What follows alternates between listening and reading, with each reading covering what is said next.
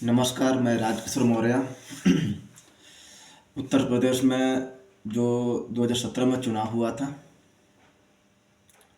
जो बीजेपी पूर्ण बहुमत से सरकार में आई थी, उसी मुद्दे पर कुछ चर्चा करेंगे हम। लोग कहते हैं कि बीजेपी ने केशव प्रसाद मौर्य जी को चेहरा बनाकर वोट लिया है। मैं नहीं मानता हूँ कि केशव प्रसाद मौर्य के चेहरे पर बीजेपी ने चुनाव जीता है। कहने वाले कहें, लेकिन मैं नहीं मानता। अगर यही बात होता, पिछड़ी जाति के चेहरा बनाकर वोट अगर लोग दिए होते, तो क्या 2022 के विधानसभा चुनाव में बाबू सिंह कुशवाहा जी भी चेहरा थे गठबंधन के, भागीदारी परिवर्तन मोर्चा गठबंधन के चेहरा थे ना, तो क्यों नहीं लोग दिए वोट? वो तो केवल वहाँ झुकाव था बीजेपी के तरफ, इसलिए वहाँ वो लोग वोट दिए। अगर लोग मानते हैं कि हमने केशव प्रसाद मौर्य के नाम पर वोट दिए हैं, बीजेपी जीत गई, आप लोग को फिर 2022 में अगर समाज के ही नेता ही को देखना ही था, तो बाबू सिंह कुशवाहा भी थे, आप लोग उनको भी जिताकर सीएम बनाते 2022 में। लेकिन नहीं, आप लोग केवल बीजेपी के बहकावे में चले गए थे। केवल बहकावा ही था कि केशव प्रसाद मौर्य के नाम पर हम लोग वोट दिए हैं। मैं नहीं मानता उस चीज़ को। दूसरी नंबर, मेरा व्यक्तिगत मानना है कि जिस तरह बीजेपी ने केशव प्रसाद मौर्य का चेहरा बनाकर वोट अगर लिया है मौर्य के नाम पर, तो समाजवादी पार्टी को चाहिए बीजेपी से सीख लेना, भाजपा से सीख लेना चाहिए बीजेपी को, सपा को। जिस तरह 2017 में भाजपा ने केशव प्रसाद मौर्य को नाम के आगे करके हाईलाइट करके वोट लिया, उसी तरह 2027 में बाबू सिंह कुशवाहा को हाईलाइट कर दें, पहले से डिप्टी सीएम घोषित कर दें। सपा 100 में 100 सीट जीतेगी, कोई रोक नहीं सकता है। इसका परिणाम आप देख चुके हैं लोकसभा चुनाव 24 में। समाजवादी पार्टी ने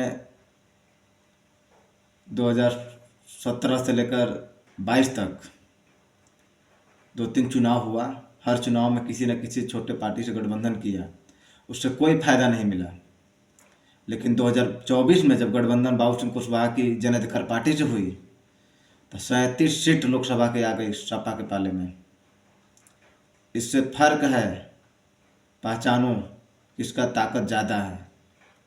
अगर 2027 में सत्ता में रहना है, सत्ता में वापसी करना है, तो बाबू सिंह कुशवाहा जी को डिप्टी सीएम घोषित करो उत्तर प्रदेश का।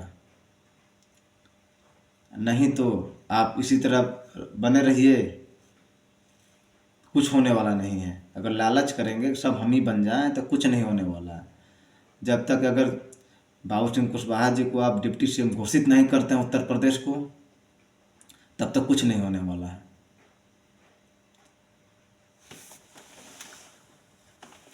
2024 में भी समाजवादी पार्टी ने जिस तरह से प्रचार किया, कम ही था, क्योंकि बाबू सिंह कुशवाहा का कार्यक्रम समाजवादी पार्टी नहीं ले पाया। अगर जिस तरह बीजेपी किसी नेता का कार्यक्रम लेता है, उस तरह समाजवादी पार्टी नहीं ले पाती है। क्यों? इसको डर हो जाता है कहीं हमसे ज़्यादा ऊपर ना निकल जाए कोई नेता। अगर यही 2024 में बाबू सिंह कुशवाहा जी को अधिक से अधिक कार्यक्रम लिया होता, तो 37 से प्लस सीटें और आई होती। 37 से और प्लस लगभग 55 से 60 सीटें मिली होती लोकसभा में। लेकिन इन्होंने कार्यक्रम ले नहीं पाया। मैं सुझाव देता हूँ कि 2027 में चुनाव है, चुनाव से पहले यानी कि इसी समय समाजवादी पार्टी घोषणा कर दे कि जन अधिकार पार्टी से गठबंधन है, गठबंधन है लोकसभा चुनाव में, लेकिन समाजवादी पार्टी कभी चर्चा नहीं किया मीडिया के सामने, चाहे कोई कार्यक्रम में। इसका भी असर पड़ा है। जन अधिकार पार्टी के गठबंधन में शामिल है तो उसको औपचारिक रूप से कहें कि जन अधिकार पार्टी इंडिया गठबंधन में शामिल है। उसके बाद बाबू सिंह कुशवाहा जी को डिप्टी सीएम घोषित करें उत्तर प्रदेश के। विधानसभा चुनाव में समाजवादी पार्टी 100 में से 100 सीटें जीतेगी, कोई रोक नहीं पाएगा।